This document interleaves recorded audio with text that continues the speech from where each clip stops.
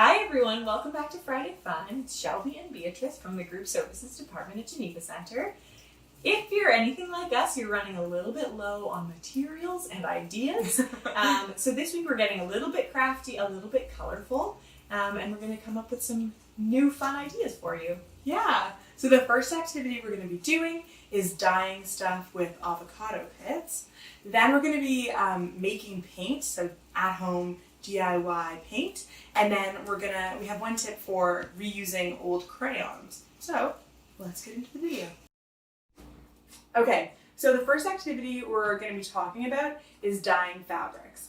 So we're not going to show you the whole thing because it's actually a pretty long process, but it's kind of a cool craft to do. So all it actually requires is an avocado pit.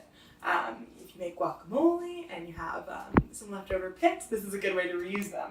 So as you can see, we actually already have it kind of started. Essentially, we're just boiling water with an avocado pit inside. You boil it for about 20 to 40 minutes, and it actually turns the water kind of a light pink. Once you're ready, you can put any white clothing inside the pot. Obviously, if you're making, if you're dyeing a lot of pieces of clothing, you want a bigger pot than this, but we're just showing you guys. And then you put the clothes in the pot and you boil it for 1 to 2 hours, or you let it simmer, for 1 to 2 hours, depending on how dark you want your clothes to come out, and it comes out a really nice shade of pink. Another thing you can do if you don't have avocados, or you don't like avocados, or you don't like the color pink, is you can use turmeric. It's kind of the same process. You just boil a pot of water with turmeric in it and let it simmer with your clothing in it for 1 to 2 hours, and it comes out a really cool shade of yellow. I would recommend, though, once you put it in the wash afterwards, to wash it on its own just a couple of times in case there's any leftover turmeric, so it doesn't dye all your stuff yellow. But yeah, some very easy DIY clothing dye. Okay, so the next thing we're going to do is kind of like a DIY spin on paint. If you're like us, you don't have paint lying around your house, but you likely would have these materials. So it just requires flour, salt, water, and then food coloring. We're also going to put it into little Ziploc bags at the end, cut off the corner so it kind of serves the same function as like a piping bag, and then you can paint with the actual bag itself rather than with a paintbrush, which is just a fun spin. You don't have to do that. Essentially, it's just equal parts flour, salt, and water. I'm just going to do a 1/4 cup. Mix it in a bowl, and then I'm going to say rough parts, flour, salt, and water. Mix it in a bowl and then add the food coloring to your kind of desired color. And then you put it into the Ziploc bag and be able to paint with it. Really straightforward, really easy. Done that. Okay, add some water. Add some water. Okay, and then you just really mix it around. It's going to puff up a little bit.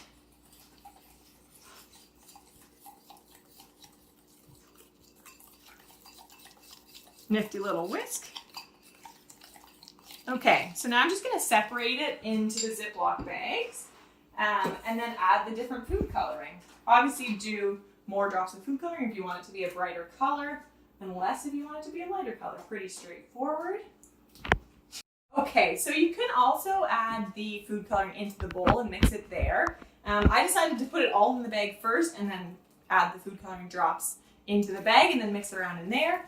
Kind of serves dual purposes as the mixing and the sensory experience. So I'm going with green today. Obviously, you can do different colors and you could do different Ziploc bags. We're sticking with one for today. Just seal it up, try to get rid of the air. And I'm just going to mix it around in the bag. Kind of a fun part of the process.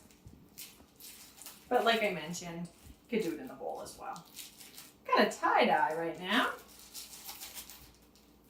Okay, and then once it gets to the desired color, you just want to go to a corner, try to smooth it out, and then just cut a small little corner off. That way we can kind of use that point of the bag as our paintbrush. And then similar to piping, you would just squeeze it until the puffy paint comes out onto the paper. You can see it's kind of, it's a little bit like a cloud. There's a big smiley face. It also dries really cool. Okay, another kind of fun variation that you can do on getting crafty with colors would be to use kind of the leftover crayons after you've kind of drawn them into the ground and you just have the little nubs. A nice kind of way to use those would be to put them into a muffin tray.